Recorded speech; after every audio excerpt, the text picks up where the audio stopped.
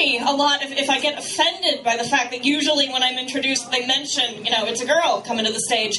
And I don't, actually. I think it's nice. It's okay that they mention that, because I understand that they can't mention everyone's gender when they're coming up. It would get quite boring after a while. Up next to the stage, we have a socially inept white dude.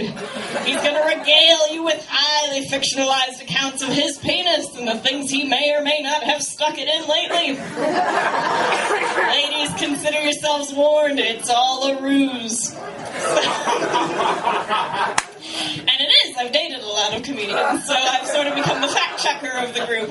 A couple of weeks ago, I came across a group of male comedians in the midst of a conversation about what they'd all nicknamed their dearest friend. And I thought, well, maybe if I join in this, I'll fit in better with the boys. They'll accept me as an equal. So I've officially rechristened my breasts Charm and Personality. Because often the first thing people notice about me is my charm and personality. And just to add into the mix, my vagina is called Sense of Humor. Because try as they might, most guys just don't get my sense of humor.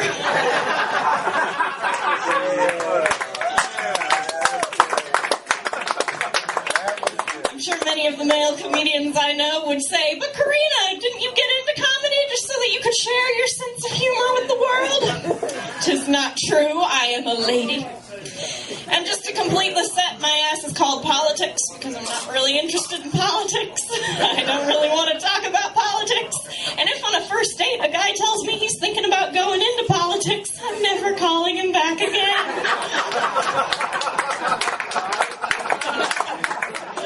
Recently had the opportunity to take a really cool class on campus. It was a women's self-defense class. It was so much fun. I went in and the attackers came out to simulate the attacks with us, and they're wearing these big padded black suits and these big thick face masks. So now I'm totally mentally and emotionally prepared if Darth Vader jumps out of the bushes while I'm walking home. I'm gonna kick him in the lightsaber and scurry on home. But I did discover in that class, you learn some very interesting things about yourself and your gut instincts and reactions to danger. For instance, we were taught that every time you hit the attacker, you're supposed to yell, "No!" Well, apparently my gut instinct, rather than just yelling no, is to cry out, "Take that, you rapey motherfucker!" I was as surprised as anyone. When some women are attacked, they freeze. When I'm attacked, I turn into Samuel L. Jackson. I had a near-death experience in the library, of all places. I was in the library working on a project, and all of a sudden over the loudspeaker came a recorded voice saying, "Caution, there is an armed assailant in or around the building. Please seek cover and secure all doors." What?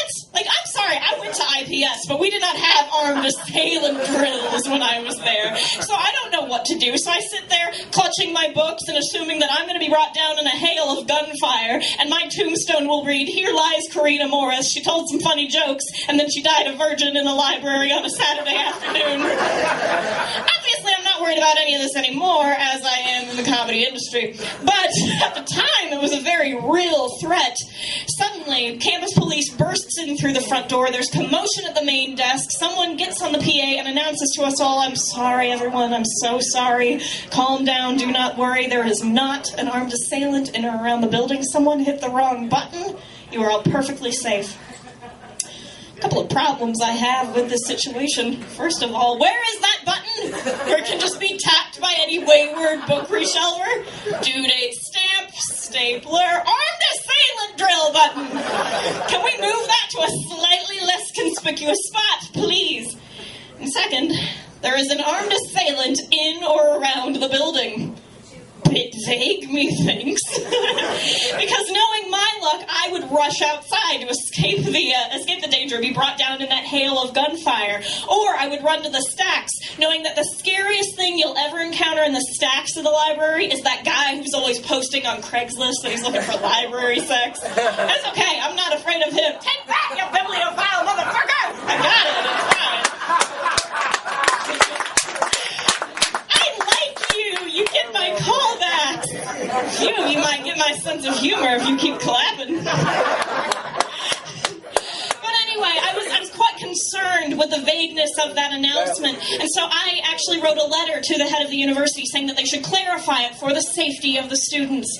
And I understand vagueness and the dangers that can result from such vagueness, because I went to a Catholic high school, and I had a lot of lady friends who were really slutty but claimed to be saving it for marriage. So I know firsthand there is a very distinct difference between in and around.